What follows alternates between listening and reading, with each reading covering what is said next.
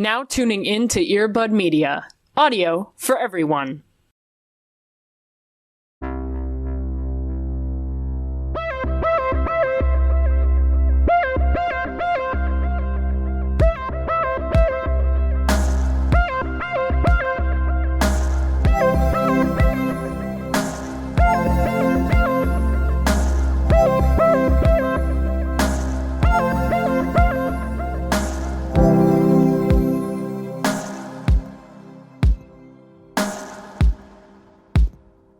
We're so back. Hell yeah. Never left. We've never left. We live here. We've been trapped in the computers. That's why you've never seen us. We'll never go on tour because we've been in the computers the whole time. Everything's computer, you know what I mean? Right, exactly. Not to get political. Janelle wrote that album about us, actually. Yeah. So, sorry about it. Right. Whoops. Welcome to Into Twilight. We're here. Ew. Bringing you recession-era content since 2016. We're here to serve. Right, we're in the line of duty. We are braver than the Marines. That's a fact. That's a stone cold fact. That is a stone cold fact. I don't know that I would say that we're, I joke about it often. I don't know that I'd say we're in a recession anymore. Sure.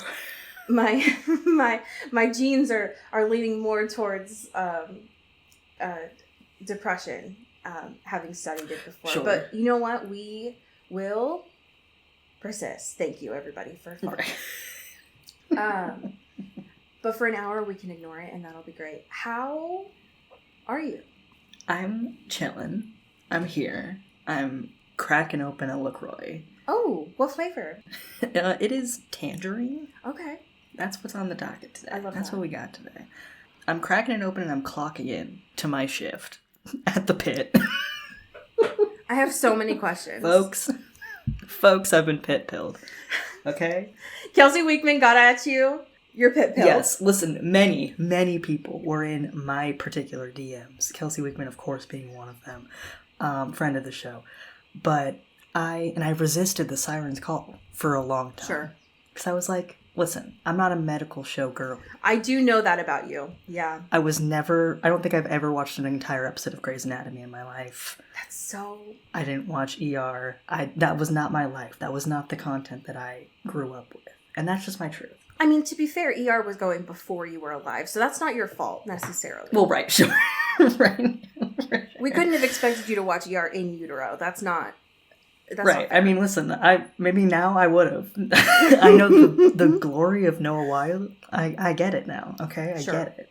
The show's fucking good, man. It's fucking good. And it's very HBO, which I think is why I am gravitated towards it. Okay. It's produced in a way that, every episode is 1 hour of a 15-hour shift. I recently found that out, and that does intrigue me a lot. And it's weird, kind of we've been binging-ish. We're not super caught up with it, but we've been watching multiple in a row. And even though it does feel like that amount of time, because there's so much shit that happens just in one episode, and they're all connected with each other. There's 20 different giant emergencies that happen within one thing, and I'm like, it's still 7 a.m. Oh my god, these guys have all day. What's gonna happen? So that's wild. Everything is great about this. The cast is wonderful. Bryan Cranston's daughter is in this, and she is phenomenal.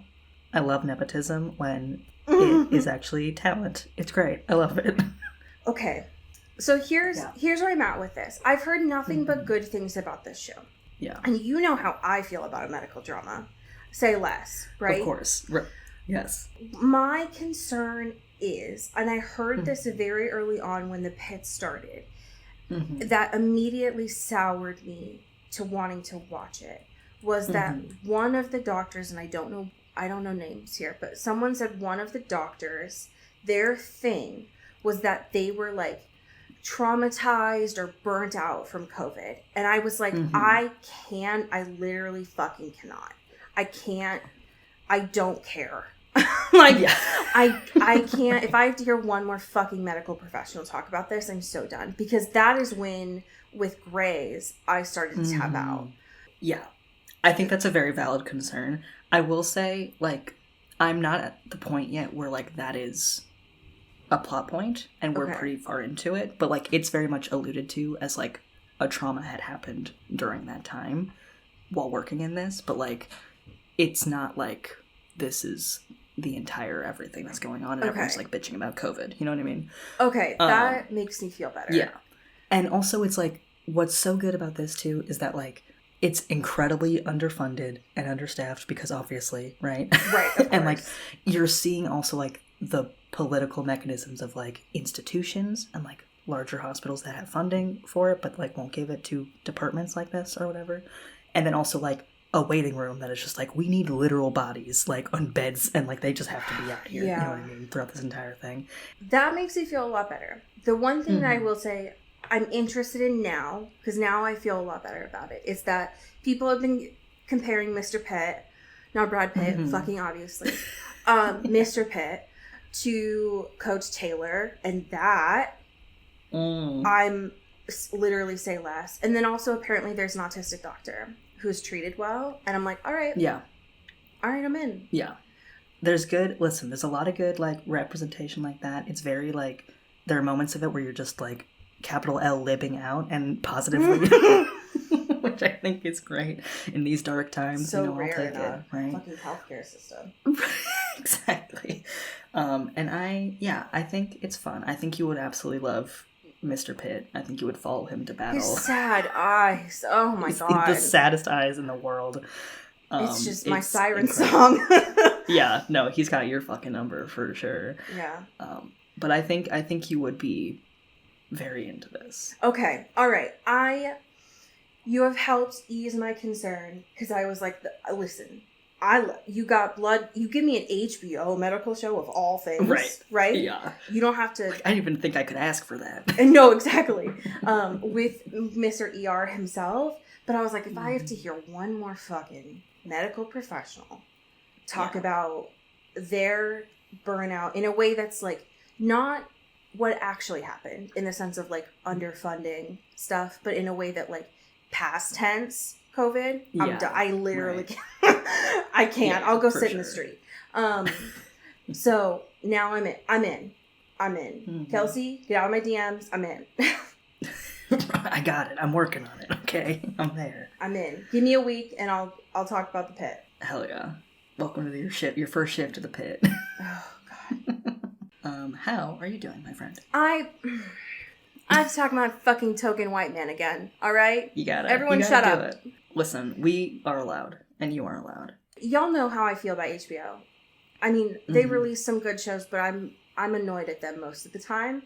If I'm allowed to talk about one subscription company, especially since they just emailed me yesterday and were like, hey, congrats on being a legacy subscriber. We're never really, like, your price never goes up. I'm going to talk about Dropout, all right? Sue me. Right. Okay? Sorry. The only good streamer. Sorry that their prices are going up by $1 for people that are joining in a week that are new or returning. Sorry. Yeah, for the first time in 3 years. Literally. Could you imagine? Truly unheard of. My happy thing this week is the new D20 side quest Titan Takedown. Tell me everything, because I am very excited to watch this. Okay, so huge disclaimer to the audience here. I know fuck all about WWE. Okay, my scope of knowledge is basically everything that's ever been mentioned on Dropout. So, like, what Jess has talked about, what Murph has talked about, and then also the Vince documentary on Netflix. Okay. That's it. Yeah. Sorry. So I was at first like, oh no, I'm going to need to know all 4 of these wrestlers to understand what this side quest is going to be. That's not true at all. I can imagine that this is very similar to how some people felt with Dungeons and Drag Queens who did not know the queens going into it. It is very approachable there. However, as someone who literally has a Greek name, this side quest calls to me very deeply of Greek mythology here.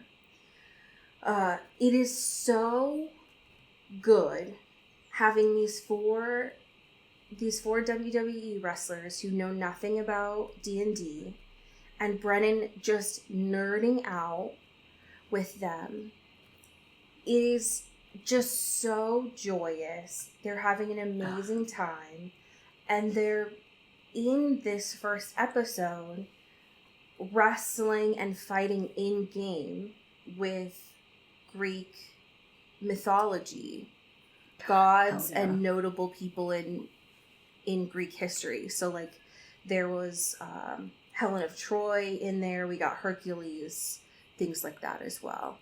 And the battle maps for this side quest, you would have thought that it was a main season. They went all out this time. Hell yeah. These folks got spoiled. You can tell folks Dropout love WWE because there were no expenses were spared here. But it is so fun to watch folks who are new at this, understanding like, hey, which dice am I rolling here for the first time? And also Brennan is using his like raw bark rock voice, so he's like all bro-ish for a lot of it, which is fun. Yes. It's just it's just a good balm to all of the shit that is going on in the world, to be like, hey, here's 2 hours of folks just nerding out and having a great time together. And you really need that in this world. Yeah. That's wonderful. And I think too, like that plus Dungeons and Drag Queens, right? Like these spin-offs are very fun at being these industries are not as different. In fact there's a big overlap of like nerd stuff, but also like performance and, charisma, and all these different things. It's like, I love that. Like that's such an interesting vehicle to be like, let's do this. And here's how we all learn together, like have a good time together. And they mention that too. Some of these wrestlers are like, hey, wait a second. I did not realize that like WWE, which is an improv, right? Like a lot, it's all very scripted, but in a sense it is performance, right? They weren't realizing until they did some of the adventuring party afterwards that like, that is what D&D is that it is improv, it is collaboration. And so it seems like a very natural sequence here for these folks at the table to feel comfortable, because it is a lot of what they've done before. And you can tell that Brennan is leaning on that, so that, I mean, obviously this is his whole thing, right, is making folks feel comfortable. But you can tell that it's like, I'm going to lean on what you've done before to make you feel comfortable here, so you don't feel like a fish out of water. And seeing them of like on their third roll or so, getting more comfortable, understanding like where to look on their sheet, and when they get a nat 20, seeing that excitement there just makes me, it's just like a warm drink. It's so nice. Hell yes. Just these goddamn nerds, you know what I mean? You need it. They get me every time. Goddamn. I'm a sucker for it. What can I say? And I think it's going to be 4 episodes. So it's nice and quick, easy to consume. But I was initially worried, and I feel like it is very approachable for someone like me who does not have extensive lore. But I imagine for folks that do, it's going to be even better. Oh, yeah. Hey, speaking of Greek mythology, which we rarely ever do on this show, we have a piece of current events. Could you tell the class about our movie corner? Absolutely. We have a little movie corner courtesy of Fandom Wire. Thank you, Fandom Wire. And these are speculations, rumors. We don't know. But with all the hubbub around the Odyssey, people are being like, who's going to be who? Who's we know like some of them so far, but not really. We know the ensemble, but not like who they're going to be. And people are speculating that our boy, Robert Pattinson, will be Hermes in the Odyssey. Which, interesting. Not who I would have cast him as. I'm not going to complain about it. I'm not going to complain about it. And right now, as we are talking about this, he's not listed on the IMDb as it. So, so there's still time for this to be confirmed. Right now, only Matt Damon and Tom Holland, and I think it's Elias Gable, have their credits on the IMDb. Sure. Everyone else is not confirmed on there. I don't hate it. It's not who I would have selected him to be. Yeah. But I know Rob, he can do anything, so I'm not going to put it past him. I still think it's wild that Matt Damon is leading this, by the way. Yeah, listen, it's a choice. But you know what? We gotta trust the process, I guess. Yeah. None of it's confirmed. We'll know more soon, I'm sure. But it is... I'm intrigued. I'll say that. Yeah, for sure. I know that you saw this when you looked at some of our Spotify comments recently, that someone had been, like, starting from the beginning. Yeah. And that someone, Sarah, confirmed that by sending us an email. Could you share with us what Sarah said? Absolutely. Thank you to Sarah for sending this in. She has recommended because I guess at one point we had talked about a documentary or some sort of media about the origins of Twilight and casting and all that. I believe you. Filming. Listen, I can't remember what I said yesterday, so I'm just going to say for sure that's true. Yeah, I mean, you could be making that up and I'd still believe you because, like, I don't know. I don't know what's that. Right. Allegedly we said stuff. Right. And Sarah's here with the proof that something like that exists, which is a Spotify podcast produced by, like, the Obama's production company called The Big Hit Show. Sure. I mean, first of all, thank you, Sarah, for sending us an email, by the way. Yes, of course. That is very kind of you. This is news from a couple years ago. Mm-hmm. But it is an audio documentary. The host is the person who did Rob's first GQ interview, which I think was the one about the pasta TM. Mm. But it didn't seem to cover everything, of course. It's more so just the impact of it. This does vaguely sound familiar now that I look at it on here, but it is interesting. But I appreciate it, Sarah. Thank you for sending this over. And the idea of you having a podcast with so much to go back on, congrats. And I can't wait years from now for you to actually hear this. Yeah, right. Once you catch up, we can... Right. Be a synergy. The energy will shift. I was very grateful for the previously on this week. Yeah. Because I needed a reminder of the 16 things that happened in last week's episode. But I am desperately curious to know your thoughts on Catch Me If You Can. God. Everyone's just in a bad spot. Categorically in a real tough spot. Yeah. We can't even have fun at the vampire hunting camp anymore. Our hopes for a, B-side, just chilling episode, squandered. Just eating pizza, chilling. No. Right. I do think that might have... They might have signaled that fun time was over when they killed the pizza delivery person. Right. Yeah. Right. And now it's like, here's a bar full of people. Hello, enjoy, have fun. And poor Jeremy is like, you bitch, you told me I didn't have to do this like this.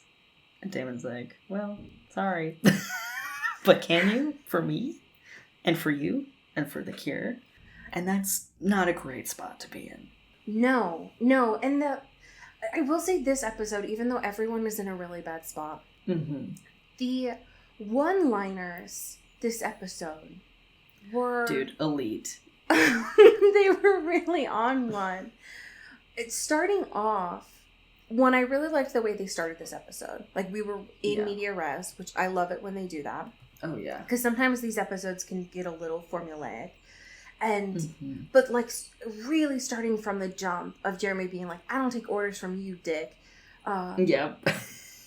So good. Is not only in character for him, that is very Jeremy, but also age appropriate.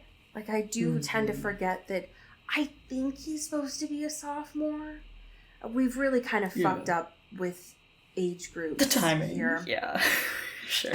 Because he does not, that is at least a 25-year-old man, right? So thinking that he's a sophomore is just such a joke. Like, oh, you want me to believe that guy takes his PSATs? Sure, okay.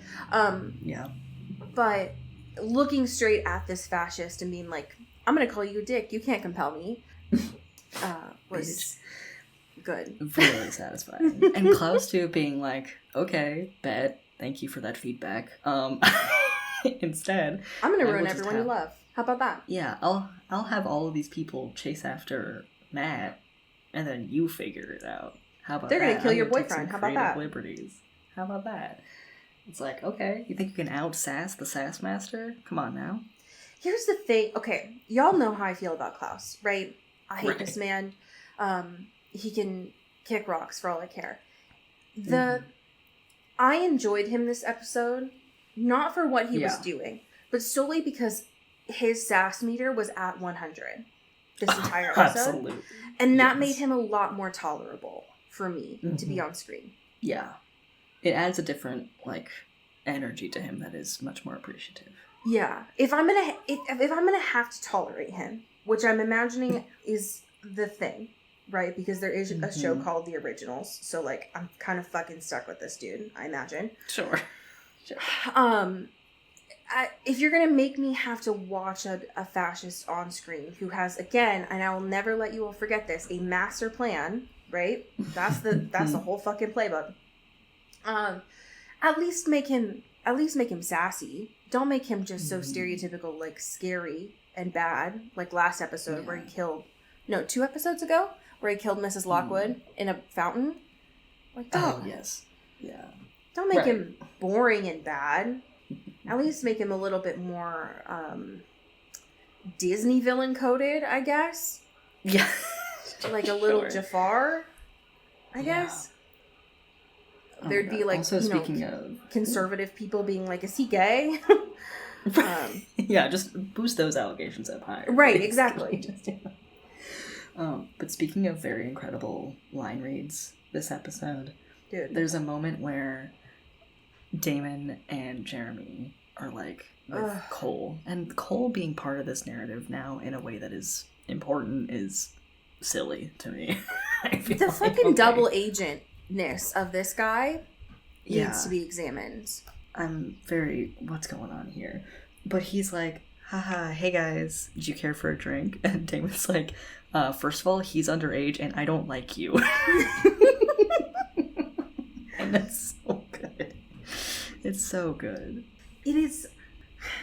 I love the dynamic between Damon and Jeremy and how it is just this, like, reciprocal annoyance between the two of them. Makes me immensely happy because we saw that when, what was it? It was about midway through the episode when Jeremy was, like, getting the gun from Damon.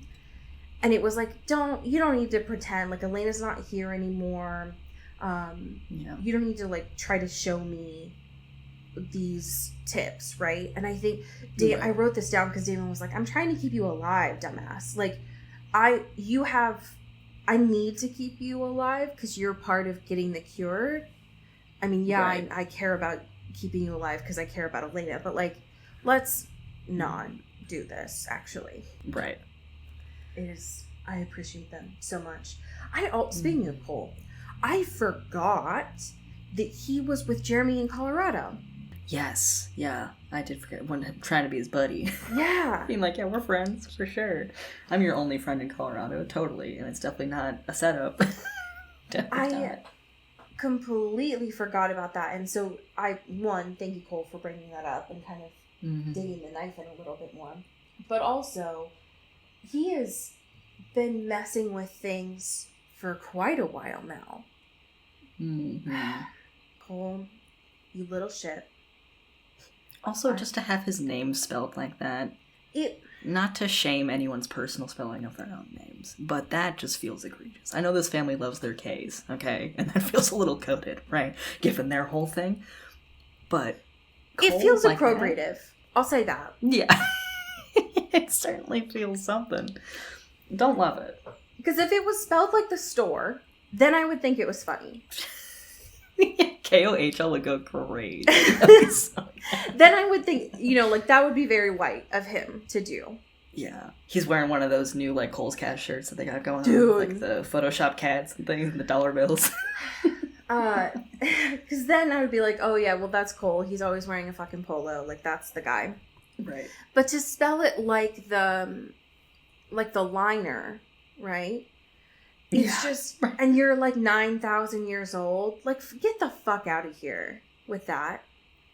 You're so white. I don't get it. It's confusing to me, and I don't understand it. Yeah. Because Rebecca doesn't know about Cole talking with Shane, supposedly. She sent him last episode to go get Shane. Right.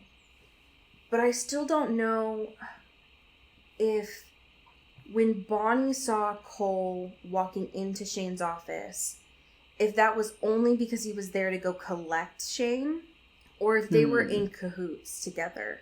And I'm wondering, based on Shane's whole fucking deal. Right. Yeah. And then the guy this episode who bit off his tongue. The way he grabbed that, like, long knife and just went right into his throat was gnarly. That was so wild. It's just, I have to think that Shane is paired with an original. Yeah. At this point, given that, listen, he knows a lot, but for everything that we have seen thus far, Shane is a human. Right. He is not a witch. He is not a vampire. He's not a werewolf. Question. I haven't confirmed that yet, but... Yeah, I'll get back to my people. Right. Back to the books. But he does just seem like a sick dude. Not complimentary. Yeah. Right, yeah. Nasty. A nasty guy. That whole... Because he gets arrested, right? Because we all know that he did that whole thing with the mass murder in the church. Right. The cult shit. And the cult shit, right. And that scene, man,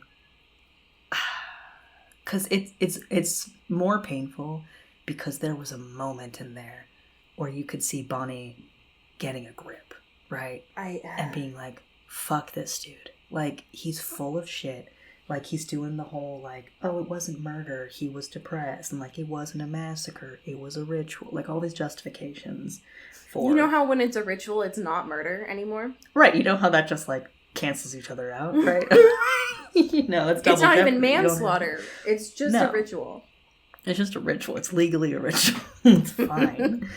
And, like, out of everyone, Bonnie has had the most, like, solid relationship with not killing people who don't need to be killed, right? You know, and that's like her whole thing. Like, she has all these powers and stuff that she's trying to figure out how to control, but like, she does have a very solid foundation there, and a lot of these chuckle fucks don't. And what they're doing in this sucks so bad because they're trying to make it like, oh, they're matching each other's freak, like they need each other because she's crazy and he can fix her, but he's also crazy, right? Like, they're the same kind of crazy. And that fucking sucks. It sucks real bad.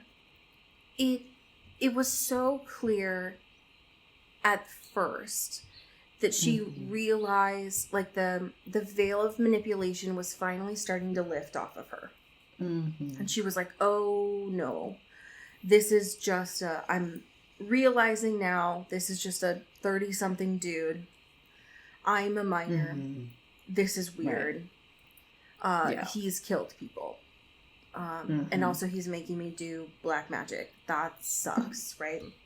Right. It sucks real bad. That sucks really bad. And then he goes and mentions Grams. And she's like, fuck, dude. This fucking... I'll kill him. I'll If kill him someone myself. doesn't kill him soon, I'm gonna kill him. We've How dare mentioned you. so many times of, like, we want to see Bonnie go sicko mode for the purpose of catharsis, of vengeance. Yeah. But not like this. This is not of her own accord. This is her being manipulated for Shane's bidding. Mm-hmm. And it sucks so bad to see her, one, break... I mean, she's not breaking his hand, but, like, pseudo break his hand. And then that fire in front of her dad. And he looks scared and disgusted of her. Yeah. It's just... Bonnie deserves so much more than this. Yeah. And I hate Shane. I'll kill him myself. I hate this. Let me at him. I will say, though, that one shot, outside of, like, all the trauma that was surrounding it, but, like, with her just, like, looking through the fire with her bangs like that, very cunt. I love bangs on her. They look so good. She looks great. It's great. It's banging, literally. Literally. I'm curious what her dad meant by getting help. Yeah. Because, first of all, y'all know any witch therapists? Like, what's your network like? I'm nervous about that. Second of all, when Liz tried to do that last time, we got a homophobic dad that came in the picture and tried to kill Caroline. So, right. And the parents in this town love conversion therapy. So love them. Historically, loved it. Can't get enough of it. We don't have a good track record for Mystic Falls having anything but abusive parents. So I'm already stressed out. Yeah. Second of all, does Bonnie have more family? Is my question. Yeah. I don't know. I wouldn't hate it, but I'm scared. Is the thing. Yeah. Oh gosh. I'm still also nervous about Bonnie's dad. I want to think that he has good intentions, but he seems to judge Bonnie and not realize fully how manipulated she is being right now. Yeah. And he's supposed to be the adult in the situation. And the mayor. Get it together. And the mayor. Yeah, come on, man. One fire at a time. Let's strategize. That moment when Shane looked at Bonnie's dad and said, if you let me, like, I will turn her into a prodigy, like the best thing you've ever seen. But if you don't, she's a time bomb. Nasty work. First of all, feels very racist coded of, like, call a black woman aggressive, Shane, really? Shocker, coming out of your mouth. But also, Shane. So what if she is a time bomb? Bonnie's had a lot of things happen to her over the last couple of years that she hasn't been able to fully process. And you're not helping the situation, actually. You're making it worse. So go away. You piss me off.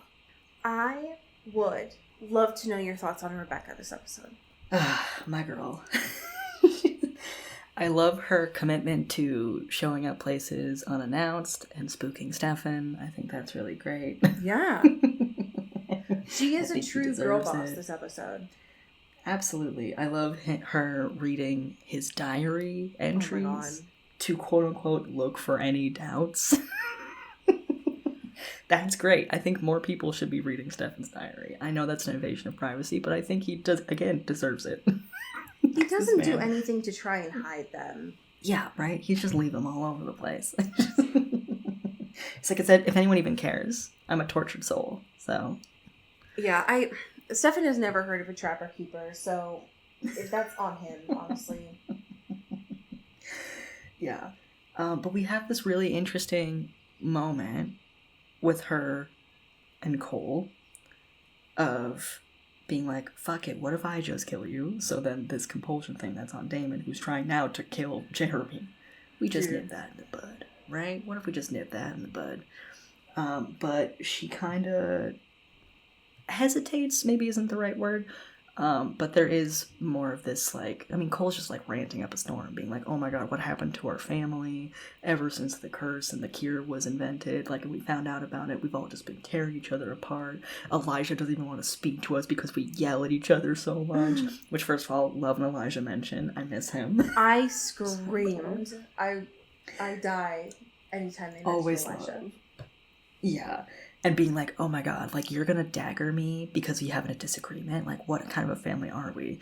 And Rebecca, rightfully so, is like, we were fucked long before this, right? Like, this is not new dynamics that are introduced here into our fun family unit. So be fucking for real. It is watching him yap, because Cole talked a lot this episode. The most that I think he's ever done. Because we got him earlier on talking about the cults that Shane mentioned with Silas and the headstone. And then watching him torture Damon and introducing that he's going to go after Jeremy, which I'm not okay and I don't want to talk about yet. But then it does not surprise me that Rebecca couldn't kill Cole here because she actually does have a heart. What I did appreciate about this is Mr. Sass himself coming in and being like, interesting, maybe I need to teach you how to do this. Because you apparently, it's been a while since you've staked someone of your family and I need to teach you how to do this to your own sibling. She's like, God damn it, dude. Where'd you come from? Like, first of all, fuck you. Second of all, I don't care. Like, just leave me alone. Right. So annoying. It just I love the idea that this is just how this family copes with feelings that they can't handle. Is they're just like, I gotta. Yeah, you just stab your sibling. Right. Yep. Just a little quick, or lock them in a tomb for hundreds of years, or erase their memories, or a whole lot of things you can do to just win an argument. One thing I did appreciate about Rebecca this episode is her straight up telling Stefan, like, oh, I could have compelled Elena more, but I didn't, because I wanted to hurt you. And he's like, yeah, I knew that. And she's like, no, I don't think you, no, I don't think you understand. I wanted to hurt you.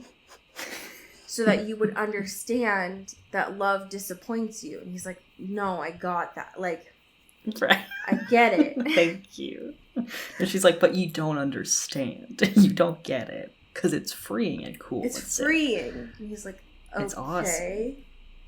She's like, do you remember, let me reminisce with you about how we were in the 1920s. And he's like, Rebecca, do you remember how everyone called me the Ripper in the 1920s? Right. That was what I was known for. It's not a great time for me. Because I had turned off my humanity and I was killing people and writing their names on walls. She was like, well, yeah, because you didn't have attachments and you didn't care, and that's a good thing. Right. Wasn't that so fun for all of us? Right. Wasn't that freeing for you? Them hooking up at the end of this, I knew was coming. Yeah, for sure. Yeah.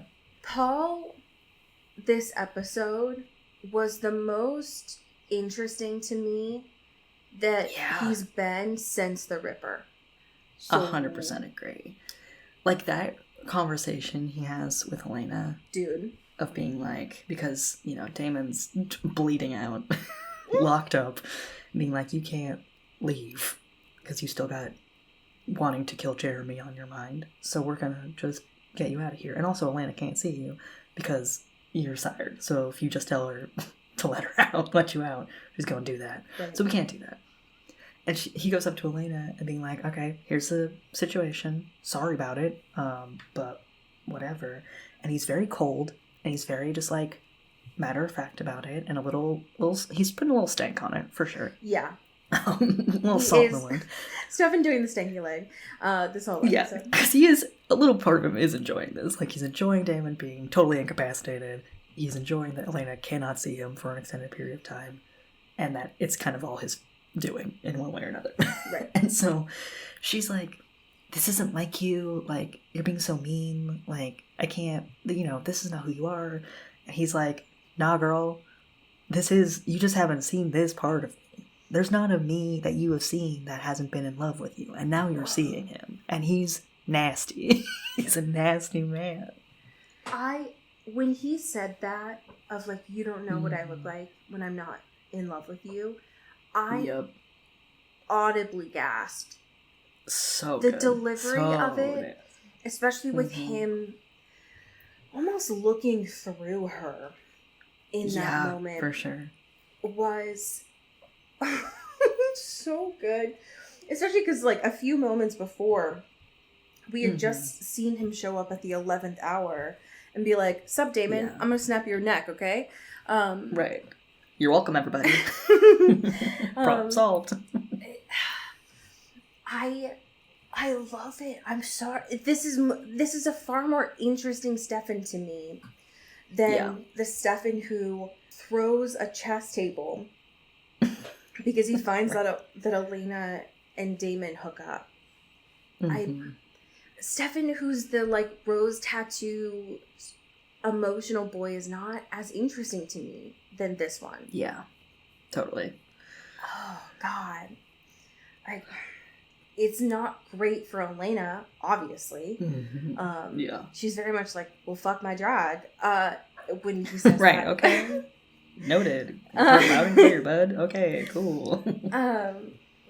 But it is compelling from a story point of view, which I appreciate. Right. Ugh. Damn. I am also very interested in the fact, and I know that this is just Elena grasping at straws here, but the fact that she tried twice this episode to try and look at Damon and just tell him to stop with this compulsion. Hey, girl, I know in the timeline that Jersey Shore is on, maybe let's not pull a Sammy with this because that never works. Yeah, and you know how this goes. Listen, right. You can't be like, our love transcends compulsion. It's like, listen, love and light, girl, but I think we gotta let this work itself out. Yeah. It's not, Damon hasn't wanted to intentionally kill your brother in a while now. Yeah. But you can't just look at Damon and be like, I love you, you love me, you don't want to kill my brother. And right. that's gonna... And that's enough. Do it? Then we'll do it. What if I bat my eyelashes and do a cute little face? Stand up. Stop wanting to kill my brother. Yeah, for real. Also, can we talk about how Damon looked 8,000 years old in those cave scenes? Jesus Christ. Like, something switched. And I don't... Maybe it was the lighting. Maybe it was the... he had obviously, like, extra makeup because of, like, when he got real nasty with it. But still, he looked 8,000 years old. It was very jarring. Yeah. It was rough. I did appreciate that scene. The characterization of Damon in there, of trying to be like, I am physically compelled to kill you right now, Jeremy. I need you to run. I thought was funny. Please and then leave. Being like, why the fuck can I smell your blood right now, Jeremy? What are you doing? I thought was funny. It was so good. Them just like communicating through all these like echoey caves and being like, please run. Please don't cut your hand so I can run to you and know exactly where you are, Jeremy. And you thought you could fight me in close quarters? Jeremy? Yeah, come on now. Here. Like, I have trained you, but not that much. We haven't been here doing this for a long time, okay, man? It's good. It's just... I was very intrigued by the end of this episode when Klaus showed up and was like, hey, listen, I'm not warning you because I care necessarily. It's more so because I need the cure. I'm just going to let you know that, like, Cole's not going to stop. So, yeah, just a heads up that, like, he might actually burn this house down. So, right. It's like, if you want to take a gamble and have fun with me, we could do this together. And they're like, ew, no, we'd rather have Cole burn our house down. Right. I would rather not go to your house. Thanks, though. Weirdo. He's like, okay, well, can't say I didn't warn you. Bye. Yeah. I have Cheetos, but okay. I have Cheetos. I'm intrigued. I'm intrigued by Rebecca and Stefan. I don't think it's gonna work, especially because they don't trust each other. I did think that was smart that Rebecca didn't tell him where the headstone was. Yeah, for sure. But I do feel better than I have in the last few episodes of understanding more of where we're going. Yeah. Right now, which is good. I did miss Caroline. Yeah, so absent. I miss but her. I would be shocked if she's not here next episode, because it does look like we're getting back to our standard of a Mystic Falls event. Yeah, look at this hat. I can only assume this is 80s just by the neon. Sure. And that fit of dress. And yeah, that for fit, sure. yeah. And you know Rebecca that loves the chunky school dance. necklace. Oh, yeah. And she didn't get to go to one last time. So, next week, episode 12 is A View to Kill. Hell yeah. This school loves a dance, and they do love a fight at a dance, so I'm very excited. Yeah. We shall see. We have some amazing patrons to thank. Would you like to kick us off? Absolutely. Thank you to Greg Lautner. Ooh, thank you to April Dobrev. Pew, pew, pew. Thank you to Sean Salvatore. Ooh, thank you to Megan Pattinson. Ooh, thank you to Katya Karp. Ooh, thank you to Genevieve Morgan. Ooh, thank you to Danielle Burke. Ooh, thank you to Janae Bennett. Ooh, thank you to Sophia Salinger. Ooh, thank you to Dan Zeklos. Ow, thank you to Emily O'Zara. Ooh, and last but certainly not least, thank you to Jaylene Ivashkov. Pew, pew, pew. So I have a fanfiction for you today. Love. That is by the author Seth Meadows. Okay. It is titled Impractical. I'm going to read the summary of this, and then I'm going to have you open it to look at the art for it. Okay. Here's the summary for you. Jessica and Edward leave Forks for sunny Palo Alto to attend Stanford. They're making new friends and realizing just how big and insane the supernatural world they're really in is. Jessica Stanley just wants to get through college alive. Is that too much to ask for? And then apparently this is sequel to Impossible. Could you look at the art that is available for you? Oh my goodness. Just to give you a little vibe of what this first chapter is. The Photoshop is truly stunning. Yeah, it's great. You'll love to see it. Yeah. Just to kind of set the mood of, like, it's a very 2013 Instagram filter, very Hollister. Yeah, very Visco girl. Yes. Very, yeah, for sure. So this is from chapter 1, where you're going to find out who Jess's Stanford roommate is. Come on, Bonnie. Vampires aren't real. She tried to scoff and play it off. You think Edward runs around in a cape and sleeps in a coffin? He's moody, but not that much. Bonnie wasn't having enough of it, though. He never goes under the sun. He always is wearing glasses and has that big black umbrella, the other girl pointed out. Never eats or drinks anything, and he's so pale you could use him as a canvas. He's part albino. It's not his fault. He's unable to produce pigment. Bonnie gave her a look. Just stop trying to lie, Jessica. I know he's a vampire. I grew up around his kind. Jessica gaped at her. What? I'm from New Orleans. It's filled with all sorts of supernatural creatures. She explained, including a coven of vampires. I knew what your boyfriend was the first day I met him. But you didn't say anything, she replied, before thinking twice. She grimaced that she basically confirmed Bonnie's suspicions. And how are you so sure Edward is a vampire? I'm a witch, Bonnie answered nonchalantly. And again, he's super pale, and humans don't have yellow eyes. Jessica opened her mouth, trying to come up with an excuse, and closed it again when she couldn't think of any. Fuck. She didn't know what to say to fix the situation. And there was also the fact that witches were a real thing, and her mind was spinning with the possibilities. End scene. I love this duo. Can you imagine the amount of sass in that room? Oh, yeah. Astronomical. Through the roof. They would get away with... If I was their RA, I wouldn't say shit to them. Yeah. There's no way. Oh, my goodness.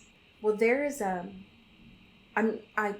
way that Edward and Jess would be together. But if you were interested in the shenanigans that Jess and Bonnie get into, there's a whole story for you folks to enjoy. And I love it. I have a season of The Pitt to go catch up on here. Yes.